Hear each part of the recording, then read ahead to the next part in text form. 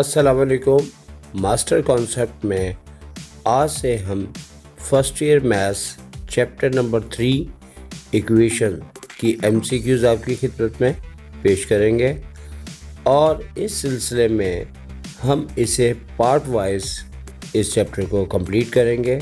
यकीनी तौर पे आपको इससे फ़ायदा होगा। तो चलते हैं। Chapter number 3 equation MCQs class first year maths all board of Pakistan. इस सिलसिले में पार्ट नंबर 2 आपकी खिदमत में हाजिर है। Number 6 MCQs the product of cube root of unity is dash. हमें मालूम है कि ओमेगा क्यूब इक्वल्स टू 1 के बराबर होता है, तो बआसानी इसका आंसर 4 ऑप्शन में दिया जा सकता है कि इसका आंसर आपका नंबर सी यानी कि 1 आंसर इसका होगा। और इसी तरह से हमारे पास इससे मिलती जुलती कई MCQs हैं। अब अगर हम बात करें नंबर 7 की, the number of real roots in cube roots of unity are. जैसे कि पहले हमने बात की ओमेगा क्यूब इक्वल्स टू 1 है, और अगर इसे प्रोडक्ट फॉर्म में देखा जाए तो इसका रियल आंसर 1 आएगा। चूँकि बाकी दोनों आंसर आपके कॉम्प्लेक्स रूट्स में इमेजिनरी होते हैं। और इसी तरह MCQs number 8 the roots of quadratic equation are real if. अच्छा, अब इसमें 4 ऑप्शन हमें दिए हुए हैं और डिस्क्रीमेंट का फार्मूला है b² - 4ac। और अगर हम इक्वेशन के लिहाज से फार्मूले को एडजस्ट करें तो हमारे पास ऑप्शन नंबर सी के मुताबिक आ रहा है, क्योंकि b² + 4ac को सिंप्लीफाई करने की सूरत में इसका आंसर पॉजिटिव आएगा, यानी कि रियल कहलाएगा। इस कॉन्सेप्ट की बुनियाद पे नंबर सी इसका आंसर है, और चूँकि इसमें हमारी वैल्यू ग्रेटर देन 0 होनी चाहिए। इसी तरह हम बात करें नंबर 9 की, the roots of quadratic equation are equal if. अब यहाँ सी नेगेटिव दिया हुआ है और ऑप्शन नंबर सी इसका करेक्ट आंसर है।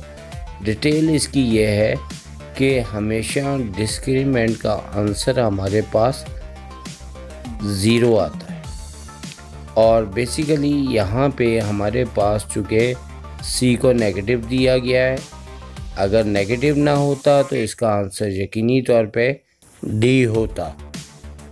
अब इसी तरह अगर हम बात करें MCQs नंबर 10 की, the roots of quadratic equation are imaginary if. अब यहाँ पे बी नेगेटिव दिया है। अगर डिस्क्रीमेंट के फार्मूले को लिहाज से चले तो हमारे पास इमेजिनरी की सूरत में आंसर हमेशा लेस देन 0 होना चाहिए डिस्क्रीमेंट का, और इस लिहाज से हमारे पास इसका फर्स्ट आंसर है।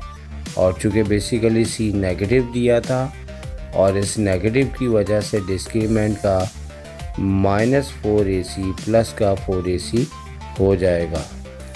अब इसी तरह बात करें MCQs 11 की, तो यहाँ पे 2 रूट्स दिए हैं 4 और -5, और हमें इक्वेशन बनानी है। तो 4 ऑप्शन दिए हैं और हमारे पास इक्वेशन होती है x² - sum of the root into x plus product of the roots equals to 0। तो यहाँ पे दोनों रूट्स को अगर हम उसको सम फाइंड करें तो -1, प्रोडक्ट फाइंड आउट करें तो -20 है, और इस लिहाज से करेक्ट ऑप्शन नंबर सी होगा। तो अब बात करते हैं 12, जो कि वैल्यू पूछी गई है ओमेगा 12 की। हमें मालूम है ओमेगा क्यूब 1 के बराबर होता है, और उसी लिहाज से अगर ओमेगा 12 को ओमेगा क्यूब की पावर 4 करते हुए सिंप्लीफाई करें तो उसकी वैल्यू हमारे पास 1 होगी, यानी कि ऑप्शन नंबर 1 इसका करेक्ट आंसर है। इसी तरह 13 को देखते हैं, the square of the number when added to the number result in 6 then the number is dash।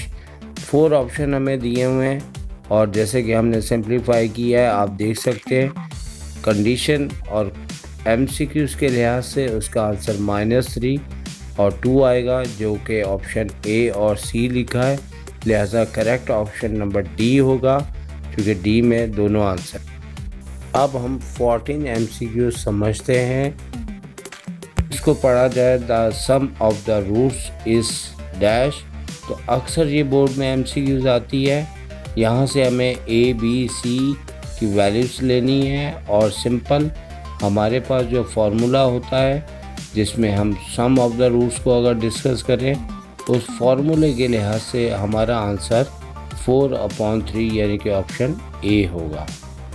इसी तरह हम MCQs नंबर 15 पे आते हैं। प्रोडक्ट ऑफ द रूट्स पूछा गया है, इसका भी फार्मूला हमें याद होना चाहिए और यहाँ A, B, C के लिहाज से C/A की वैल्यू रखते हुए हमारा करेक्ट ऑप्शन नंबर डी होगा। और आज आपकी खिदमत में हमने 15 तक MCQs कंप्लीट किए और इस तरह हमारा पार्ट 2 कंप्लीट हुआ। सर शाहिद को इजाज़त दीजिए। टेक केयर, अल्लाह हाफिज़।